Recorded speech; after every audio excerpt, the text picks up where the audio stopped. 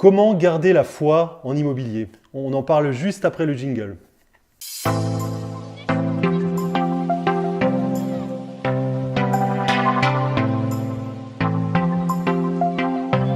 Bonjour, je suis Eric, investisseur immobilier depuis 2003 et dans cette vidéo, je vais vous parler de la motivation sur le long terme ou sur le moyen terme pour vos investissements immobiliers. Ou comment garder la foi, comment être persévérant pour atteindre vos objectifs. Et pour parler de ce sujet, j'ai l'honneur aujourd'hui, pour la deuxième fois, d'inviter Goulwen Tristan. Goulwen, bonjour. Salut Eric. Alors pour ceux qui ne le connaissent pas encore, Goulwen Tristan est un serial investisseur immobilier, déjà auteur de plusieurs livres sur le sujet. Ton livre principal, rappelle-moi le titre. Ouais, donc un principal, donc comment je me suis constitué un patrimoine de plusieurs millions d'euros avec un salaire de 1750 euros aux éditions Maxima. Et après, c'est vrai qu'il y en a eu un deuxième, c'est un livre qui raconte un peu mon parcours, mais à travers un agenda en fait, de la citation. Donc en fait, pourquoi Goulwen a écrit ces livres sur l'immobilier et sur la motivation? Tout simplement parce que tu es toi-même investisseur immobilier, tu as acheté plusieurs biens dans différentes régions en France. Ouais. Tu as acheté des immeubles aussi. Et en fait, dans ton livre, justement, tu racontes cette épopée, cette aventure où tu commences avec un petit bien. Et j'aime bien dans ton livre parce que tu fais le parallèle entre l'immobilier et la compétition sportive et le sport, puisque en fait, l'immobilier, moi je le dis souvent, c'est un peu une course de fond où il faut garder de l'endurance pour arriver à ses objectifs.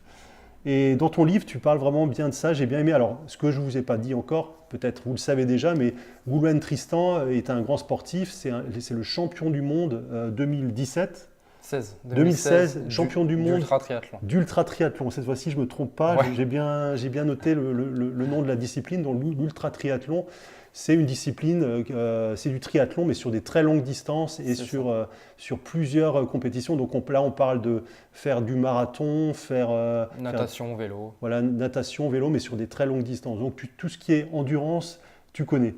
Je connais bien, ouais. C'est un secteur qui me connaît bien, que je connais bien. Ouais. Alors, est-ce que tu peux peut-être déjà nous présenter un petit peu tes investissements, qui tu es, où tu habites, et après on va entrer dans le vif du sujet? Ouais, donc moi c'est Goulwen Tristan, comme vous l'avez compris, 37 ans. Donc là, je me trouve dans les bureaux d'Eric. Ouais, Eric était venu me voir à Toulouse il y a 1 an et demi à peu près. C'est ça. Donc voilà, cette fois-ci, c'est moi qui suis venu un peu à la découverte de Strasbourg. Donc comme vous l'avez expliqué Eric, moi j'ai 2 casquettes. Voilà, une casquette d'entrepreneur via des investissements immobiliers. Voilà, où j'ai acheté une vingtaine d'appartements en quelques années. Et j'ai aussi une casquette dans le sport où en 2016, je suis devenu champion du monde d'ultra triathlon.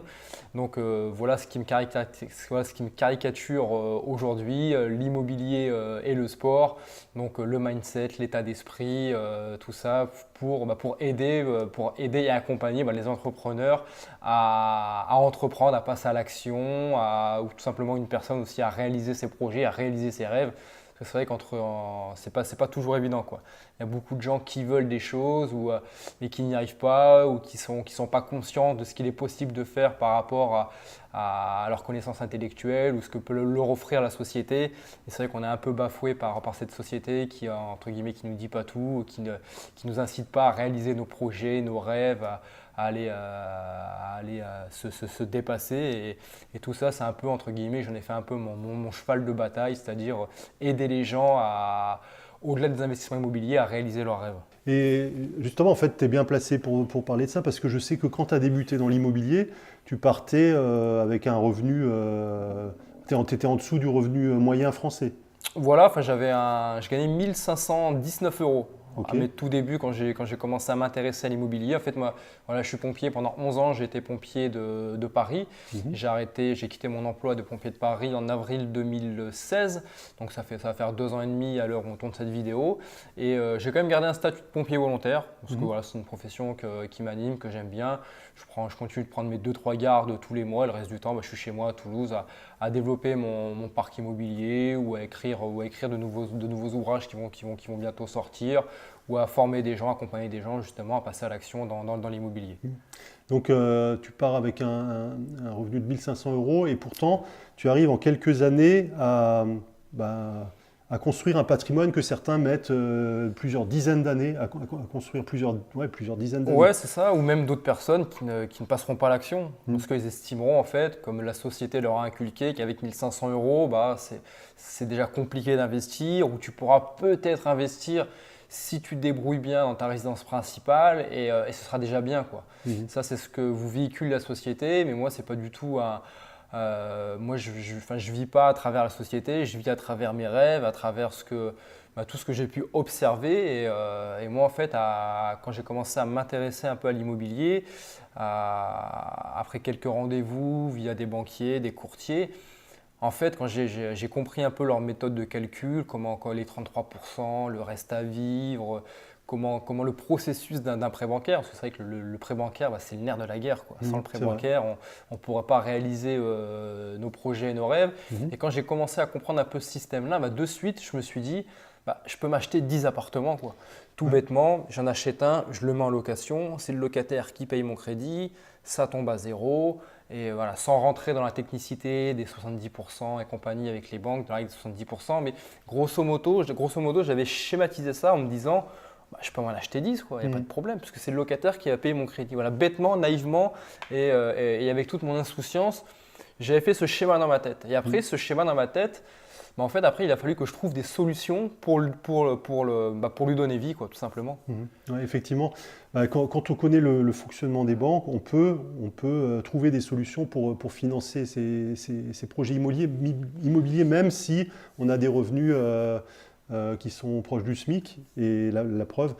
Et en fait, le truc, ce qui m'a bien plu dans ton livre, c'est que tu as optimiser en fait le financement bancaire, c'est-à-dire que tu t'es débrouillé pour pouvoir financer même là où certains banquiers te disaient non, ça ne sera pas possible ou on ne pourra pas vous suivre sur tel montant. En fait, tu as vraiment, je dirais pas chercher les astuces du système bancaire, mais si, c'est un peu ça quand même. J'ai creusé très très loin, j'ai vraiment creusé un peu le système bancaire, mais surtout ce qui a fait ma grosse force, c'est, d'ailleurs je vais vous faire un petit cours qui va durer 5 minutes, là, c'est en fait, moi je suis dans la capacité de me trouver des excuses. En fait, rapidement, moi je trouve uniquement des solutions. Et en fait, le fait d'être dans cette gymnastique intellectuelle, dans cette démarche intellectuelle, le fait de vouloir toujours trouver des solutions à toute problématique qui peut arriver, en fait, j'ai fait que trouver des solutions. Donc en fait, toutes les problématiques qui sont arrivées sur mon chemin, de par mon salaire de pompier qui était de l'ordre que de 1500 euros à l'époque, 1519 euros exactement, alors que je voulais me constituer un patrimoine de 10 appartements, le fait que je n'avais pas forcément toutes les connaissances dans l'immobilier, tout ça en fait, grâce aux solutions, grâce à mon refus des excuses, j'étais perpétuellement dans la recherche de solutions.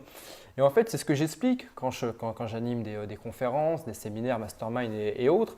En fait, l'être humain aujourd'hui, il se trouve facilement des excuses. Des excuses, moi, j'avais juste à me baisser. Quand j'ai commencé l'immobilier, j'avais juste à me baisser par rapport à mon salaire, par rapport à tout ce qu'on a pu expliquer. Mais moi, je n'étais pas du tout dans cette énergie et dans ce mindset-là. Moi, j'étais dans le mindset de trouver des solutions. Et en fait, il se passe quoi? En fait, c'est juste une gymnastique intellectuelle. Il y a beaucoup d'êtres humains, sûrement vous qui nous regardez, qui à un moment donné, dans leur vie, dans différentes périodes de la vie, vous trouvez des excuses. Mais s'il y a une question à vous poser, c'est à combien de reprises les excuses vous ont permis d'avancer ou vous ont permis de réaliser un projet? La réponse, c'est toujours la même, c'est 0. Donc en fait, à quoi servent les excuses? À quoi sert de se trouver des excuses? Ça sert strictement à rien, à part vous polluer la tête, à part perdre votre temps, ça vous sert à rien. Donc en fait, c'est un petit jeu qu'il faut faire. Il faut vous amuser avec vous-même. Quand vous vous écoutez parler, il faut s'écouter parler. Et quand vous vous trouvez des excuses, vous vous mettez sur pause et vous vous dites, entre guillemets, là, je suis en train de dire de la merde. Là, je suis en train de dire des choses qui ne vont pas me faire avancer. Et en fait, c'est une gymnastique. En fait, vous reprogrammez votre cerveau et vous vous dites, il faut jouer un petit jeu. Et ce petit jeu, c'est quelle solution je pourrais trouver pour continuer d'avancer? Quelle solution je pourrais mettre en place? Alors par rapport à la problématique du moment, la solution elle va peut-être venir rapidement. Peut-être que par rapport à la complexité de cette problématique, ça va prendre une journée, une semaine, un mois. Mais de toute manière, le fait de vouloir trouver des solutions, ça va vous permettre de faire un petit pas en avant, puis un deuxième, puis un troisième, et la locomotive, elle va se lancer. Et à force de jouer à ce jeu, intellectuellement parlant, sans vous en apercevoir, vous allez reprogrammer votre cerveau, et à un moment donné, ça prendra peut-être plusieurs mois, peut-être même peut-être 1 ou 2 ans, mais à un moment donné, vous serez dans l'incapacité de trouver des excuses. Tellement que vous aurez entraîné votre cerveau à trouver des solutions, les excuses, vous savez plus ce que c'est. Et en fait, quand vous êtes face à une problématique, comme je le suis régulièrement, comme Eric l'est aussi avec l'immobilier, avec l'entrepreneuriat, quand on est face à une problématique, on est dans l'incapacité de trouver une solution, parce que de trouver une excuse, parce que demander à notre cerveau de trouver une excuse, ça va nous demander de réfléchir. Et c'est compliqué. Moi, j'aime bien les choses qui vont vite. Et comme j'ai reprogrammé mon cerveau pour trouver des solutions, moi, c'est ce qui va le plus vite dans le cheminement de mon cerveau. La chose qui va le plus vite, c'est trouver des solutions. Et une personne qui ne joue pas à ce jeu-là, la chose qui va la plus vite pour elle, c'est trouver des excuses. Donc, elle arrête. Le cerveau, il faut que ça aille vite, il faut qu'il va d'un point A à un point B. Il faut que ce soit rapide et fluide pour le cerveau. Mais si votre cerveau, vous l'avez entraîné depuis toujours à trouver des excuses, il va prendre le chemin le plus rapide. Et le chemin le plus rapide, c'est les excuses. Ouais. Moi, aujourd'hui, j'ai switché ce passage, cette route et ces solutions. Et moi, qu'est-ce qui va le plus vite dans mon cerveau? C'est le passage solution. Un exemple, par exemple, vous voulez commencer à investir, vous allez voir un banquier. Moi, ce que je constate souvent, beaucoup de personnes vont voir le banquier avant même de faire des visites. Et le banquier lui dit, vous allez pouvoir investir, je sais pas, soit il dit, vous ne pouvez pas investir, soit il va dire, vous pouvez investir à hauteur de temps et temps. Et là, souvent, il y a des personnes qui disent, si je peux seulement investir à hauteur de temps et temps, c'est pas la peine. Donc, il se trouve une excuse. Et beaucoup de gens abandonnent. Moi, je connais des personnes, il y a 15 ans, quand j'ai commencé à faire de l'immobilier, qui disaient, j'aimerais bien faire de l'immobilier, mais à la première excuse, non, c'est pas la bonne période. Il faut attendre. La conjoncture va être meilleure plus tard. La banque, elle ne me suit pas. Il y a tellement d'excuses qu'on peut se trouver. Et en fait, la bonne attitude, c'est plutôt se dire, OK, cette banque ne me suit pas, mais pourquoi je ne ferai pas des visites? On fait des visites, on trouve un bien, on trouve un projet. Après, on va voir une banque. Peut-être elle dit non. Alors, c'est quoi la solution? On va en voir une deuxième ou peut-être une troisième. Et je peux vous garantir, si vous voyez plusieurs banques, vous allez trouver des solutions. Autour de nous, on voit des investisseurs qui, certains n'avaient vraiment pas les prérequis pour réussir. Et pourtant, quand on veut vraiment réussir, quand on se donne les moyens et quand on cherche des solutions, on les trouve. Moi, j'ai même côtoyé des investisseurs qui aujourd'hui ont un patrimoine de plus de 20 ou 30 appartements qui n'ont jamais eu de CDI. Même des étudiants. Qu'on jonglait entre des CDD, du chômage, de l'intérim. Ils étaient tellement animés par ces solutions, par cette envie d'investir. Et surtout, c'est des personnes qui étaient dans l'incapacité de trouver des excuses. Donc, à partir du moment où vous ne trouvez plus d'excuses, je peux vous assurer que la vie, par rapport à une autre personne, vous la voyez mais complètement différemment. Vous voyez des chemins, des portes qui s'ouvrent, vous voyez le champ des possibles qui s'ouvre à tous les coins de rue. Tout est possible. Et puis, bon, là, on parle d'immobilier, mais c'est vrai dans tous les domaines de la vie, en fait. Mais comme tu en as parlé au début, moi en 2016, j'ai été champion du monde d'ultra triathlon alors que je n'avais jamais fait de triathlon. Le triathlon, j'ai commencé en 2011, je me suis lancé un challenge. Moi, je faisais du sport, je faisais déjà de la course à pied longue distance, trail, ultra trail. Et en 2011, je me suis dit, tiens, il y a le mot Ironman qui revenait régulièrement à mes oreilles. Mais pour autant, je ne savais pas nager. Alors quand je dis que je ne savais pas nager, je nageais que vulgairement à la brasse. Je n'avais pas de vélo, je savais que courir. Mais je me suis dit, tiens, j'ai envie d'essayer ce challenge, ça m'anime, c'est du sport, ça correspond au dépassement de soi, tout ça, ça m'anime, j'ai envie de ça. Et j'ai été avec mes armes. J'avais peut-être 1 ou 2% de chance de réussir cette course, mais je ne me suis pas dit, en fait, je n'ai pas regardé les 98% qui allaient me donner perdant, ça ne m'intéresse pas. Ce n'est pas ça qui va me permettre, encore une fois, de réussir ce challenge. Moi, ce qui m'animait, c'était les 1 ou 2% qui allaient me permettre de réussir. J'ai fait quoi? C'est 1 ou 2%. Je les ai mis dans ma poche et je me suis dit, avec ces 1 ou 2%, on va aller jusqu'à l'arrivée. Ouais. Et c'est comme ça, moi je regarde que les choses positives qui peuvent m'aider à réaliser ce challenge. Et 5 ans après, le fait d'avoir terminé cet Ironman en 2011, ça m'a, comme je dis, je me suis lavé intérieurement, lavé de toute cette société négative, de toutes ces informations négatives qu'on peut avoir dans notre quotidien. Ça m'a ouvert, j'ai tombé beaucoup de croyances limitantes, ça m'a ouvert tous les champs des possibles, de nouvelles routes qui m'étaient déjà accessibles dans la vie, mais que je ne voyais pas. Il y avait un grand brouillard, un gros brouillard de société qui m'empêchait de voir, d'emprunter ce chemin. Et le fait d'avoir tombé ces croyances limitantes, il y a plein d'autres chemins que j'ai pu prendre. Et en 2016, 5 ans plus tard, à force de travail, à force d'avoir découvert de nouvelles personnes, de nouveaux chemins, je fais champion du monde d'ultra triathlon. Alors que j'avais juste à me baisser initialement, comme tu le dis, pour me trouver des excuses. Je n'avais pas de vélo, je ne savais pas nager. Le triathlon, je n'avais jamais fait. Enfin, j'avais juste à me baisser pour ramasser des sacs et des sacs d'excuses, mais je ne sais pas faire. Et ça m'a permis de décrocher ce titre.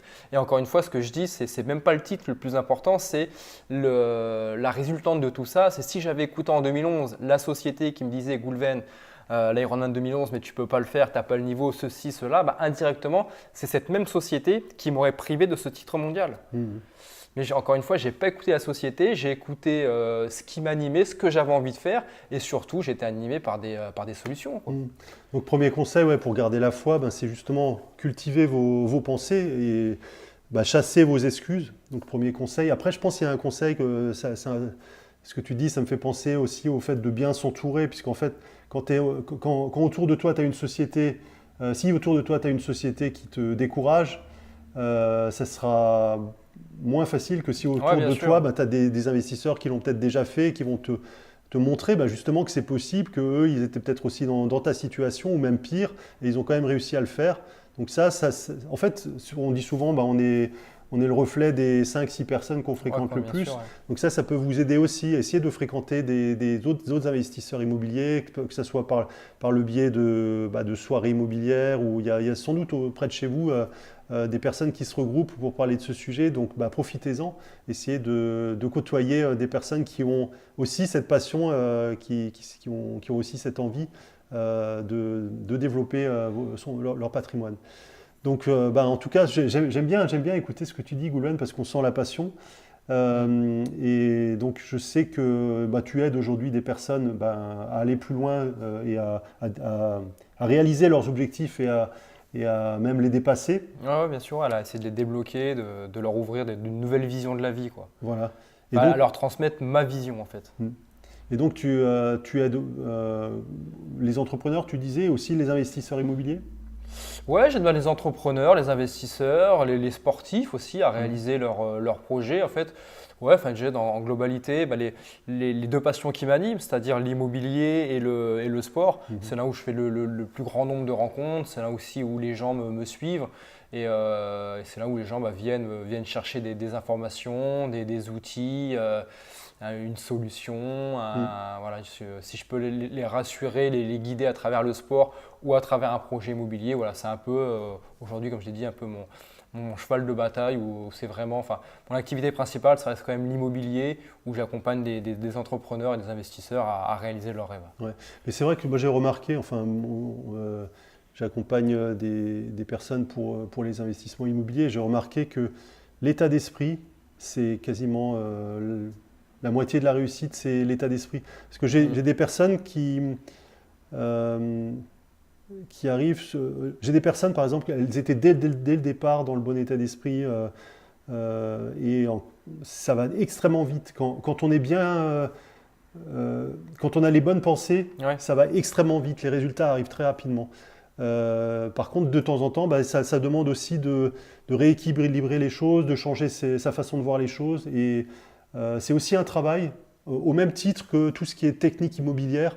L'état d'esprit et je dirais même le développement personnel, ça joue aussi énormément. Puisque quand on investit, je sais que on a souvent des craintes, on se dit tiens, est-ce que ça va marcher, est-ce qu'il n'y a pas un risque, etc. Et les pensées que vous allez avoir, ça va vous permettre de dépasser ces craintes, très souvent. Et puis bien sûr aussi le fait de se former après. Donc c'est un complément, 50% d'état d'esprit et puis 50% de connaissances et de passage à l'action, je dirais. Non, mais comme tu dis, l'état d'esprit, c'est 98% de la réussite. Moi, un exemple que j'aime bien évoquer, c'est l'exemple de McDonald's. Vous allez prendre une personne, je vais vous montrer l'état d'esprit. Il y a une personne, vous prenez deux personnes qui sont complètement identiques, qui travaillent à temps plein à McDonald's. Alors, je ne sais pas combien c'est payé exactement à McDonald's, mais McDonald's, ce n'est pas réputé pour être le métier où tout le monde a envie d'aller. C'est plus le métier qui est réputé pour un métier d'appoint ou pour les étudiants. Voilà, généralement, je pense qu'à temps plein, on est payé à peu près, ça c'est le SMIC, je pense, 1200, 1300 euros par mois. Et vous prenez deux personnes qui sont identiques. Vous prenez une personne qui va travailler à McDonald's, mais qui va, entre guillemets, qui va subir son job, qui va se lever tous les matins en se disant… qui sera pressé d'arriver à la fin du mois pour avoir sa paye, qui va subir ses 8 heures par jour à faire des sandwichs, ceci, cela, et pour un salaire de 1200, 1300 euros. Et à côté de ça, il y a l'autre personne qui aura exactement le même contrat, le même revenu, mais qui aura un état d'esprit qui sera complètement différent. Elle, McDo, elle ne verra pas ça comme un emploi, enfin elle ne verra même pas l'enseigne McDo. Tout ça, en fait, elle ne le verra même pas. Elle verra une opportunité, un sésame. Un sésame, ce sera quoi ce sésame? Ce sera un CDI. Et en fait, avec ce sésame de CDI, elle va avoir une opportunité de pouvoir créer une nouvelle richesse. C'est-à-dire, elle va pouvoir créer cette richesse, ça va être quoi? Ça va être d'activer de nouveaux leviers. Voilà, ces 1200, 1300 euros plus son CDI vont lui permettre d'activer des leviers. Ces leviers, ça va être quoi? Ça va être les prêts bancaires. Et elle va voir ce travail comme une opportunité pour justement aller à la banque et se dire à la fin du mois, tiens, à force je vais pouvoir mettre un peu d'argent de côté, je vais pouvoir aller démarcher les banques en me disant, en leur disant là j'ai un CDI, je gagne 1200, 1300 euros par mois. Alors c'est sûr qu'elle ne va pas pouvoir emprunter des milliers et des cents, mais pourra emprunter de quoi, je ne sais pas moi, 60, 70 000, 80 000 euros peut-être, de quoi s'acheter un bon petit studio, tout ça. Et elle sera dans une autre démarche. Et voilà, contrairement à la personne qui travaille à McDo, qui va subir son emploi, qui ne sera pas contente, qui sera grognon et compagnie, et l'autre personne qui ne verra même pas l'enseigne McDo, qui ne verra pas tout ça, elle verra l'opportunité, investissement et compagnie. Au final, au début, c'est ces deux mêmes personnes qui gagnent le même salaire, mais qui vont gérer leur compte, qui vont gérer leur travail complètement différemment, qui ne seront pas du tout dans le même mindset, dans le même état d'esprit. Et il y en a une qui va se lever tous les matins, qui va subir son job pendant 1 an, 2 ans, 5 ans, peut-être 10 ans, peut-être elle va sûrement renouveler ça après dans un autre travail. Et il y aura cette même personne qui gagnera les mêmes choses, mais qui aura un mindset, un état d'esprit beaucoup plus ouvert et qui verra ça comme une opportunité McDo au lieu que ce soit, au lieu de le subir. Et elle pourra s'acheter un appartement. Après, elle va voir que ça marche, peut-être un deuxième, un troisième. Et c'est vraiment l'état d'esprit qui va faire la différence. Et je vous parle de ça à connaissance égale. Ouais. Et ça me fait penser à une chose, ce dont tu parles, tu disais la personne, elle ne voit pas l'enseigne McDo. En fait, elle voit autre chose, elle a même une vision, quoi. Elle se dit, moi, mon objectif, c'est ça, et je vois que, je sais que dans, je sais pas, quelques mois, Bien sûr. voilà, j'aurai un appartement et après j'aurai ça. Elle a une vision. Et moi, souvent, ce que je conseille aux personnes qui ont envie de réaliser leurs objectifs, c'est de se faire un tableau de vision où on décrit, visualisation, voilà, on visualise ce qu'on veut réaliser. On peut prendre une feuille ou un tableau que vous mettez à un endroit que vous voyez régulièrement et vous mettez dessus. Vous pouvez dessiner, vous pouvez prendre des images, vous pouvez mettre des citations ou des mots, quelque chose que vous allez voir quotidiennement. Et ça va vous permettre d'avoir cette vision quotidienne tous les jours, jour après jour. Et sur le moyen terme, justement, d'être focus sur vos objectifs. C'est un outil parmi d'autres. Mais c'est ce que tu dis, la personne qui était chez McDonald's, là, dont tu parlais tout à l'heure, tous les jours, elle va penser, moi je suis là, mais je sais où je vais. Tous les matins, elle se lève, non pas en se disant je vais travailler à McDo, mais pour mettre une nouvelle pierre à son édifice de l'appartement qu'elle veut acheter. En fait, elle voit appartement, elle voit immobilier, il n'y a que ça, en fait, elle est animée par ça. Elle voit même pas en fait, inconsciemment, elle voit même pas qu'elle va à McDo en fait. Et moi, tout ça, je vous en parle en connaissance de cause parce que moi, pendant plus de 4 ans, j'ai été logé en caserne à mes propres souhaits dans une chambre collective. J'avais 4 mètres carrés pour moi. C'était une chambre sous une voûte, c'était assez glauque. On était 5, 6 ou voire 7 à dormir là-dedans dans 30-40 mètres carrés. Moi, j'avais 4 mètres carrés qui m'étaient alloués et personne ne comprenait dans la chambre. Personne ne comprenait comment je faisais pour rester à demeure ici 7 jours sur 7 sur mon lieu de travail et tout. Mais tout ça, je ne le voyais même pas moi, parce que moi j'avais un projet de m'acheter 10 appartements. Et en fait, je voyais cette chambre qui me permettait de louer mon premier logement et d'avoir un locataire, donc de retomber à zéro. Et je voyais ces 4 mètres carrés, moi c'était une opportunité pour moi de créer mon entreprise. Un peu comme Google ou comme, je ne sais plus, toutes celles et ceux qui ont fait fortune en commençant dans un garage, où ils vivaient dans leur garage. Mais c'est marrant ce que tu dis. Et leur garage, dans leur garage, ils s'éclataient parce qu'ils étaient déjà focus sur l'empire qu'ils voulaient construire. Et dans leur garage, comme moi dans ma chambre de 4 mètres carrés, moi j'étais le roi du monde dans ma chambre de 4 mètres carrés. Quoi. Écoute, c'est marrant ce que tu dis parce que ça me ramène à quelques années en arrière. Avant que j'achète mon premier appartement, j'étais allé travailler en Allemagne parce que ça rapportait plus de salaire. Et par contre, je logeais dans une toute petite chambre, le loyer le moins cher possible. Ouais, ouais. Et vraiment, c'était pas du tout enfin, c'était vraiment le truc basique de chez basique, quoi. Je me rappelle le petit truc en bois, quoi, avec à l'ancienne, avec des vieux meubles. Enfin, c'était vraiment le truc le moins cher que j'avais trouvé. Mais en fait, je savais que je faisais ça parce que je voulais économiser de l'argent pour acheter mon premier appart. Ouais, ouais. Et je me rappelle aussi, pareil, quand les repas et tout ça, j'économisais au maximum les repas parce que je voulais pouvoir injecter ça Ah, pour bien commencer sûr, les premiers bien sûr. projets. Et, Non, en fait, c'est un état d'esprit, c'est aussi une éducation financière, c'est apprendre c'est prendre du recul par rapport à la société qui vous encouragera jamais à entreprendre, qui vous véhiculera jamais un message en vous disant avec 1500 euros, vous pouvez, si vous le voulez, vous acheter 10 appartements. La société vous véhiculera jamais ce type de message. Donc prenez du recul par rapport aux médias, entourez-vous des personnes qui ont déjà réalisé ce que vous voulez réaliser, qui sont déjà devenus la personne que vous voulez devenir, et ce sera la meilleure façon, comme l'a dit Eric, moi j'appelle ça, c'est le phénomène de l'épigénétique. Le phénomène de l'épigénétique, c'est on est la moyenne des 5-10 personnes qu'on côtoie. Donc si demain vous avez des projets, des rêves dans l'immobilier, pour vous donner une chance de les réaliser, la solution la plus facile, c'est de vous entourer de personnes qui sont dans le même mindset, qui sont dans la même passion que vous, et surtout qui ont déjà réalisé les investissements que vous voulez entreprendre. Et ce sera la meilleure façon de les réaliser, parce qu'en plus, vous apprendrez deux choses. Vous apprendrez la réussite de ces gens-là et vous apprendrez aussi de leur échec. Ouais. Et ça va vous faire gagner beaucoup de temps, je peux vous Oui, l'assurer. oui, oui. Parce que ouais, moi, quand j'ai commencé en 2003, il n'y avait pas toute cette information. J'ai commencé en 2006. Moi, c'est vrai qu'en 2006, il n'y Ouais. avait pas encore ce boom de blogs, d'informations et compagnie. On a appris sur le tas et avec le temps que ça prend et les erreurs que ça coûte aussi. Ouais. Ah non, mais complètement. Ouais. Bah, écoute, Goulwen, super instructif et très motivant en tout cas d'échanger avec toi. On a abordé la partie financement, on n'est pas rentré dans le détail technique. Donc moi, ce que je vais faire, c'est que je vais vous mettre en téléchargement le guide du financement où je vous donne en tout cas les bases du système bancaire pour vous expliquer comment ça fonctionne et qu'est-ce qu'attend en fait le banquier pour vous prêter de l'argent. Donc vous pouvez le télécharger en cliquant sur le petit en haut de la vidéo ou en dessous de la vidéo. Et bien sûr, je vous invite également à venir sur le blog Campus Invest pour découvrir les nouvelles actualités et à vous abonner à la chaîne YouTube si vous ne l'avez pas encore fait. Goulwen, un grand merci pour ta venue à Strasbourg, c'est toujours un plaisir. Merci à toi Eric. Et puis je te dis à la prochaine pour de nouvelles aventures. Ouais, à bientôt et à très vite pour de nouvelles aventures et voilà. Excellent. Merci à vous. Bye bye. Ciao.